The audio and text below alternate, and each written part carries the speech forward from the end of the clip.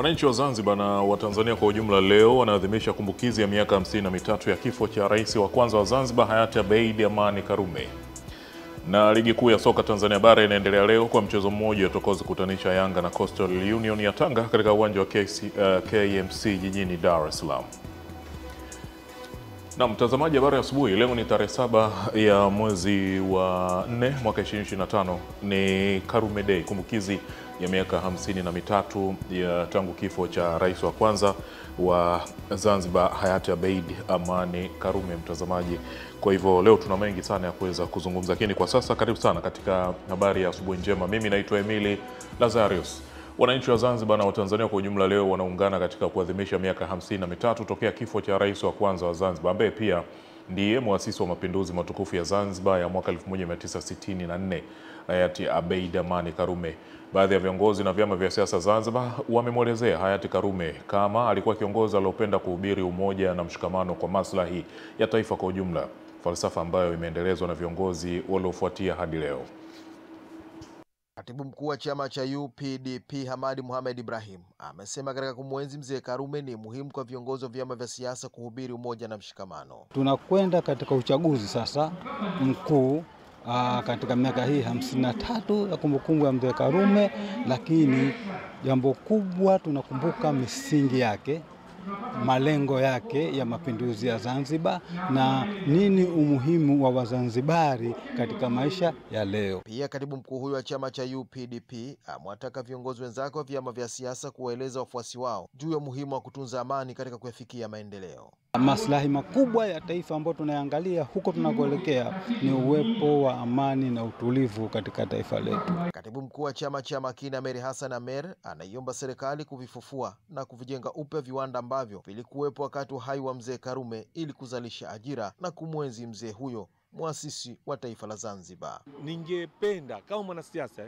nione serikali ya mapinduzi ya Zanzibar ili kuenzi zile falsafa za marehemu Karume. Tuwekeze sasa katika sekta ya viwanda, kwani viwanda hivi vikiwepo Wazanzibari wengi na hasa vijana watapata ajira. Baadhi ya wananchi wakaelezea namna walivyofahamu mzee Karume na walivyomsikia. Kwa mnyonge ilikuwa kusoma kwake ni bahati, na au hupati kusoma au huna fursa ya kusoma. Walikuwa wanasoma wale matajiri na mabepari, lakini baada ya kuingia Mheshimiwa Karume mambo yote yakawa yako free, kusoma ikawa bure, afya ikawepo bure. Kwa kweli tunashukuru sana. Mwanzo kwetu kwanza mzee wetu alikuwa anahimiza tushikamane, kwa sababu kushikamana umoja unazaa kila kitu umoja, lakini ndipo mtaparaganyika kwa kweli mtu upata umoja, na mzee wetu alikuwa anashikilia sana umoja. Sio kila ndoto inayotimia kwa yule mtu ambaye akaanzisha ndoto, lakini ndoto hutimia kwa hatua zile ambazo yule kiongozi mkubwa kama mfano kama Karume alikuwa na njozi kama hivi. Tukijifunza mambo mengi kwa Karume, tumeona majumba michenzani, tumeona nyumba zingine kwenye vijiji najengwa kwa maana ya kupanua wigo wa wale wananchi wawe na makazi mazuri. Marehemu mzee Abeid Amani Karume aliuawa Aprili 7 mwaka 1972 licha ya kuikomboa Zanzibar toka mikononi kwa madhalimu wa kisultani. Juma Kasim, Channel 10, Zanzibar. Na Waziri Mkuu wa Jamhuri ya Muungano wa Tanzania Mheshimiwa Kassim Majaliwa amewataka mabalozi kuishi falsafa ya Mheshimiwa Rais Dr. Samia Suluhu Hassan ya kuimarisha mahusiano na kukuza diplomasia ya kiuchumi kati ya Tanzania na mataifa mbalimbali duniani. Mheshimiwa Majaliwa amesema kufanya hivyo kutaiwezesha Tanzania kuvutia wawekezaji katika sekta mbalimbali zikiwemo za viwanda, kilimo, biashara pamoja na kupata masoko ya bidhaa zinazozalishwa nchini. Amesema hayo siku ya jana alipokutana na kufanya mazungumzo na Balozi Hamadi Hamisi Hamadi, balozi wa Tanzania nchini Msumbiji, na Mheshimiwa Balozi Holmes Matinyi, balozi wa Tanzania nchini Sweden. Mheshimiwa Majaliwa amesema serikali ina mategemeo makubwa na mabalozi hao, hivyo wanapaswa kwenda kuendeleza mahusiano mazuri ya muda mrefu yaliyopo baina ya Tanzania na mataifa hayo. Waziri Mkuu amesema pamoja na mambo mengine, mabalozi hao wanatakiwa kuhakikisha wanasimamia vizuri matumizi ya fedha katika ofisi zao pamoja na kuanzisha au kuendeleza madarasa ya kufundisha lugha ya Kiswahili. Jukumu lenu ni kuimarisha mahusiano yao. Jukumu lenu ni kuhakikisha kuwa mwenendo wa siasa zetu zinazotufanya tuwe pamoja mpaka leo, nyinyi mnakwenda kuziimarisha. Tunatamani pia mnapokuwa pale mjue kwamba nchi yetu na diplomasia ya kiuchumi, ili ndio jambo ambalo tumeliweka mbele, na tunatamani eneo hili tupate mafanikio zaidi. Kwanza tujifunze wenzetu wameendelea wapi kiuchumi, hali yao ya uchumi ikoje. Najua tutapata muda wa kujifunza hayo yote ikiwemo na hili. Mwenge wa Uhuru umezindua mradi wa maji katika kijiji cha Pagaya, halmashauri ya wilaya ya Kibiti, ambao utanufaisha kaya 81 na utakuwa na uwezo wa kuzalisha lita 7,000 kwa saa na hivyo kumaliza kero ya maji kwa wananchi katika kijiji hicho. Akizindua mradi huo wa maji, kiongozi wa mbio za Mwenge kitaifa mwaka 2025 Ismail Ali Usi, pamoja na mambo mengine, amesisitiza wananchi kutunza mradi huo. Ombi langu kwa wananchi, niwaombe sana, mradi huu umetumia fedha nyingi sana na fedha hizi zimewasaidia sisi wananchi. Niwaombe sana ndugu wananchi wa maeneo haya, mradi huu tutunze, lakini mradi huu tulinde na tulinde miundombinu yote ambayo imetumika hapa. Kila miundombinu ambayo umeona hapa basi umetumia fedha, na fedha yenyewe hizi sisi wenyewe ndio tunaotoa. Na haya ndio mapenzi na uwakaji wa upendo na uwakaji wa upendo kwa Mwenge huu wa Uhuru. Akitoa taarifa ya mradi huo wa maji, meneja wakala wa maji na usafi wa mazingira vijijini Ruwasa wilaya ya Kibiti, mhandisi Ramadhani Mabula, amesema mradi huo ni miongoni mwa visima 5 vilivyojengwa katika halmashauri hiyo kupitia programu ya visima 900 vya Rais Samia Suluhu Hassan. Mradi umeongeza utoaji wa huduma kutoka kaya 30 kabla ya mradi hadi kufikia kaya 64.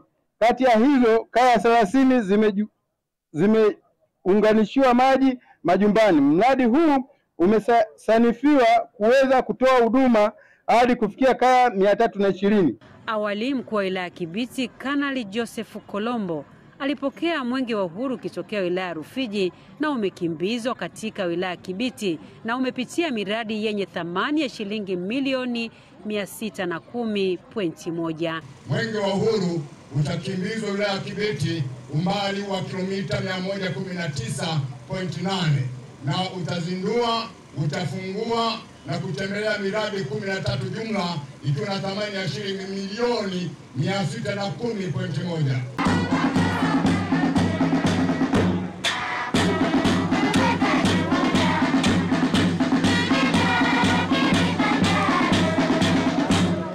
Margaret Malisa, Channel 10. Taasisi ya kumbukumbu ya Mwalimu Julius Kambarage Nyerere imeandaa kongamano la maadhimisho ya kumbukizi ya miaka 103 ya kuzaliwa kwa baba wa taifa hayati Mwalimu Julius Nyerere, yatakayofanyika kwa siku 2 tarehe 13 na 14 mwezi huu jijini Dodoma katika ukumbi wa Jakaya Kikwete. Akizungumza na wanahabari jijini Dar es Salaam, mwenyekiti wa taasisi hiyo Mzee Paul Kimiti amesema kongamano hilo litafunguliwa na Rais wa Jamhuri ya Muungano wa Tanzania Daktari Samia Suluhu Hassan na litajadili na kuenzi misingi ya amani, utulivu na umoja wa taifa na Afrika.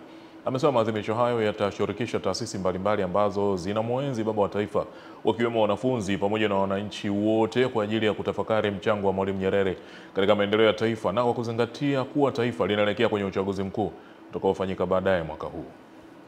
Kwa taifa liniambia, tangaza nchi yako vizuri, ndio taa ya kwanza. Pili, tetea nchi yako, kufa na kupona, una kwa kwenda. Timiza wajibu wako, wewe una wajibu wako. Lakini toa ushauri pale unaona mambo haendi vizuri. Hapa ni kwako. Ukikaa kimya alafu uanze kupiga kelele pembeni, utakuwa unakosesha haki nchi yako.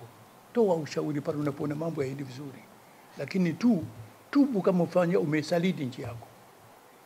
Hiyo ukifuata falsafa hiyo utaona tutaishi kwa amani na utulivu bila wasiwasi. Tutakaa kila siku tuiombea taifa, utaliombea taifa bila kuwa na misingi. Na mtu mwingine tunafanya makosa, tunakaa tu tunamwombea rais. Ni kosa. Rais umwombee peke yake, unaombea nchi nzima. Rais ukimwombea lakini huko kuna kufa, watendaji ovyo, hawamsaidii rais, bado unampa matatizo makubwa sana rais wetu. Lazima ifikie mahali fulani tuombe kwa kutumia taratibu ambazo sisi tunazifahamu. Naweza kuishukuru Wizara ya Elimu kwa kuleta somo moja hivi linaitwa elimu, historia ya Tanzania na maadili. Sasa hivi hiyo imeletwa ni syllabus mpya.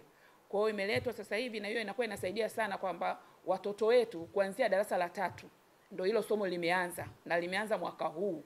Kwa hiyo tayari wanapokuwa wanasoma wale wanafunzi wataendelea kujua viongozi wetu wa Tanzania pamoja na mambo ambayo wamefanya. Tanzania imekuwa ni kioo cha Afrika kwa muda mrefu sana. Tunataka hali hiyo iendelee kuwa hivyo. Leo hii ukizungumzia juu ya Msumbiji, wana Msumbiji wamekuwa hapa wakiandaa mapambano kwa ajili ya kukomboa nchi yao.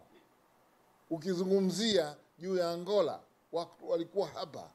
Ukizungumzia juu ya Namibia, wananchi walikuwa hapa wakiandaa mapambano ili kukomboa nchi zao. Afrika Kusini halikadhalika, na nchi nyingine hata zilizopata uhuru kwa amani, lakini pia zimeleta watu wao Tanzania. Jumuiya ya wazazi ya Chama cha Mapinduzi CCM imesema itaendelea kumwenzi kwa vitendo hayati baba wa taifa Mwalimu Julius Kambarage Nyerere katika malezi, elimu, utunzaji wa mazingira na kuhakikisha swala la kufuta ujinga likipewa kipaumbele. Hizi ni shamla za maadhimisho ya wiki ya wazazi mkoani Mara. Zimeenda sambamba na upandaji miti pamoja na shughuli zingine. Na hapa mjumbe wa Baraza Kuu la Wazazi Taifa kwa niaba ya katibu mkuu wa jumuiya hii ya wazazi Ari Sarumu Hapi anakabidhi kompyuta katika shule ya msingi Mwisenge aliyosoma baba wa taifa hayati Mwalimu Julius Kambarage Nyerere. Lengo ni kumwenzi mwalimu kwa vitendo. Kwamba sisi kama jumuiya ya wazazi, lakini Chama cha Mapinduzi na serikali kwa ujumla imeendelea kusimamia elimu kama sehemu ya kumwenzi baba yetu wa taifa, na tunachokifanya kikubwa ni kutoa mikakati mbalimbali ambayo inaboresha mitaala ya elimu. Lakini pia tumpongeze Dr. Samia Suluhu Hassan, Mheshimiwa Rais wa Jamhuri ya Muungano wa Tanzania, kwa kuongeza bajeti kubwa kila mwaka katika swala la elimu. Lakini pia kuna Samia Scholarship. Hii ni sehemu mojawapo pia ya kumwenzi baba wa taifa, kwa maana ya kuwa kila mwaka ilianza na bilioni 3, mwaka unaofuata ikaingia bilioni 6, na kila mwaka imeendelea kuongezewa bajeti. Akizungumza na mamia wanachama wa Chama cha Mapinduzi na wakazi katika wilaya hii ya Musoma mjini, Ari Mandai akakemea mgawanyiko kwa wanachama wa Chama cha Mapinduzi pamoja na kuwapata viongozi wanaotokana na rushwa. Vipande vya fedha ambayo yeyote anaweza akafikiri vinaweza vikawa mtaji wa ushindi wake. Hii si sehemu ya Chama cha Mapinduzi. Sisi sote ni wanachama wa Chama cha Mapinduzi. Umoja wetu ndio ushindi wetu.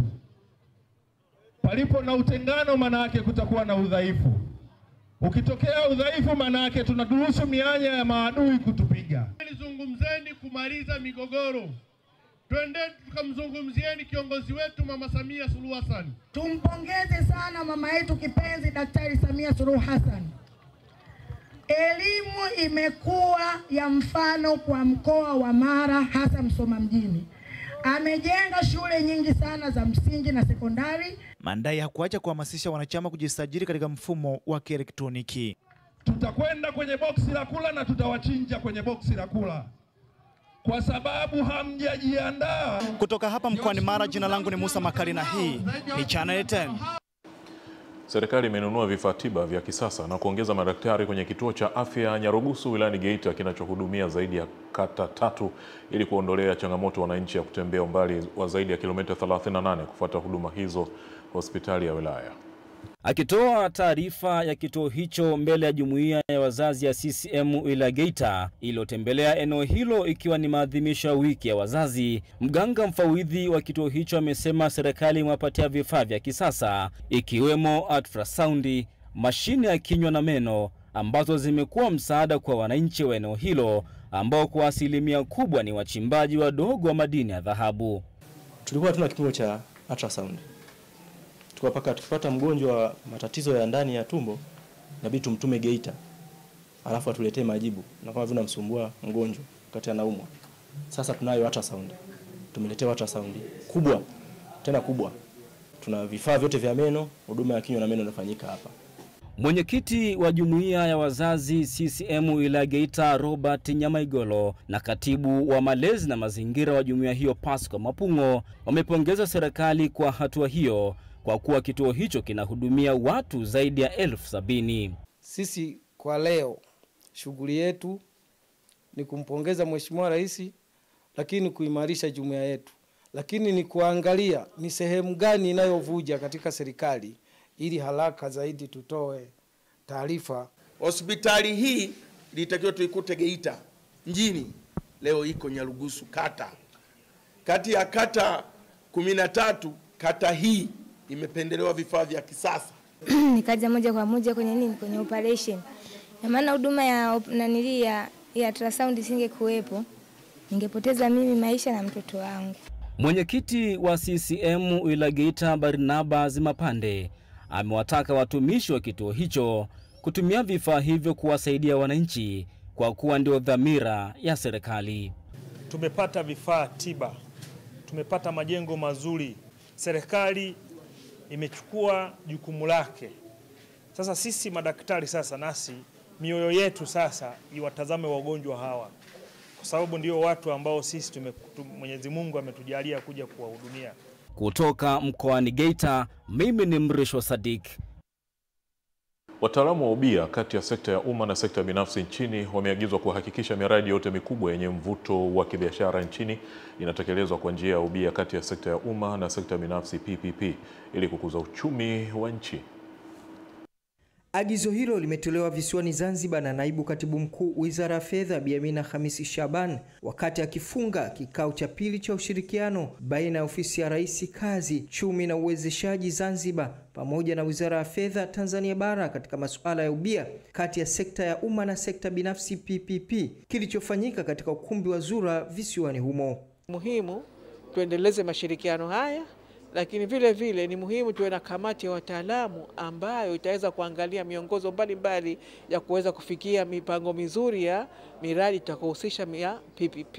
Kwa upande wake, naibu katibu mkuu ofisi ya Rais Kazi, Uchumi na Uwekezaji Zanzibar, Bwana Rashid Ali Salim, ameitaka sekta binafsi nchini kutumia fursa zilizopo serikalini za kutekeleza miradi mbalimbali ya maendeleo kwa kuwa pande zote mbili zinanufaika na fursa hiyo.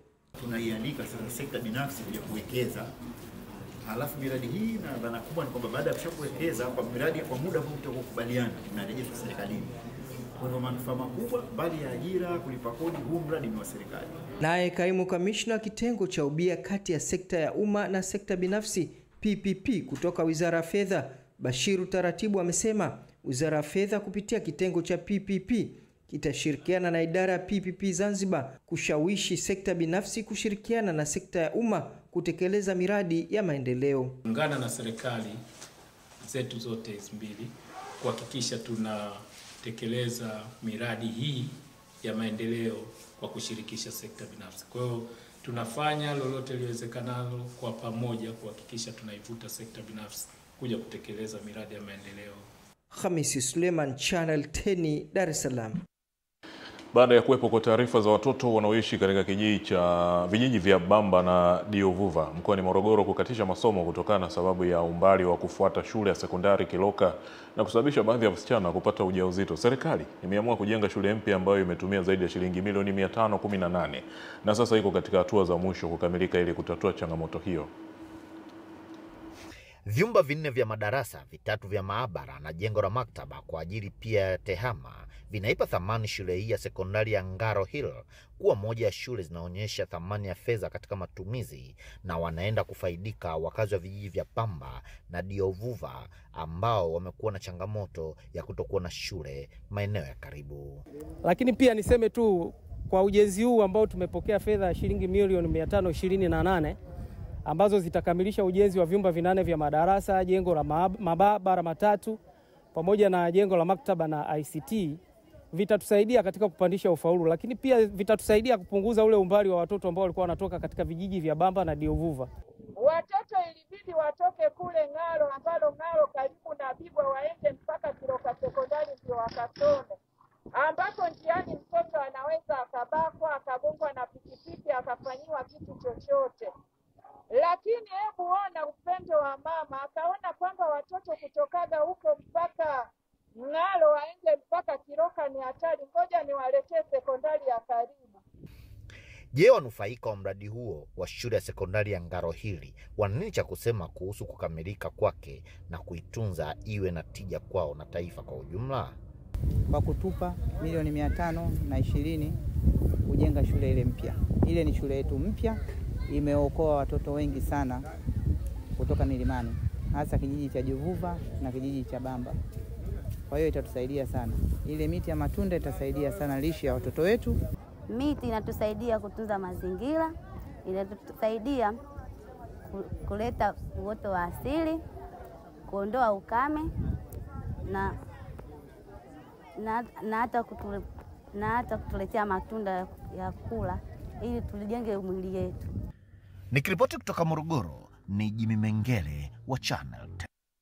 Naam, asante sana Jimmy. Na mtazamaji, katika michezo, mabingwa watetezi wa ligi kuu ya soka Tanzania bara Young Africans leo wanawakaribisha Coastal Union ya Tanga katika mchezo wa mzunguko wa 25 wa ligi hiyo inayoelekea ukingoni. Mchezo huo unatarajiwa kuwa mgumu kwa pande zote.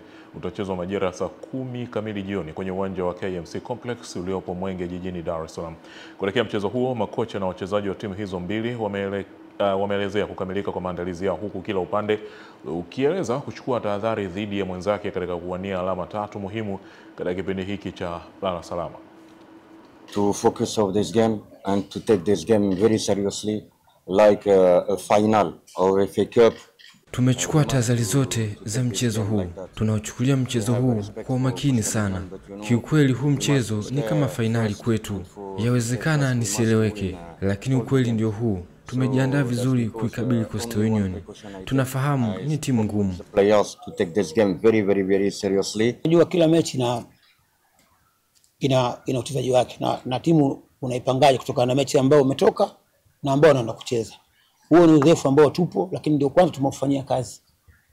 Kwa sababu unaposhinda unajua adui yako pia anaweza asije kwako, kujua kumbe watu nao pia wanaweza wakafunga. Kwanza ni hicho.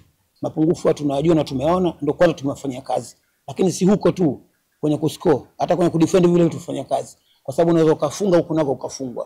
Kwa hiyo tumeingia kama timu. Naheshimu Coastal Union, wana wachezaji wazuri, wazoefu na ni timu nzuri ambayo inafanya vizuri hasa unapokutana na timu kubwa. Kwa hiyo tuendelee kuheshimu na tahadhari ipo kubwa. Tutaenda kucheza kwa heshima, kuhakikisha tunaenda kuwakabili na kuchukua pointi 3. Tunacheza na timu ambayo ni mabingwa watetezi na pia kwa msimu huu ni title contenders. Kwa hiyo tunaenda kupambana nao. Sisi tukiwa kama Coastal Union tumejiandaa vizuri kuweza kupambana nao kama ambavyo tunapambana mechi zote za ligi. Mwisho habari ya asubuhi njema mtazamaji. Endelea kutazama Channel 10.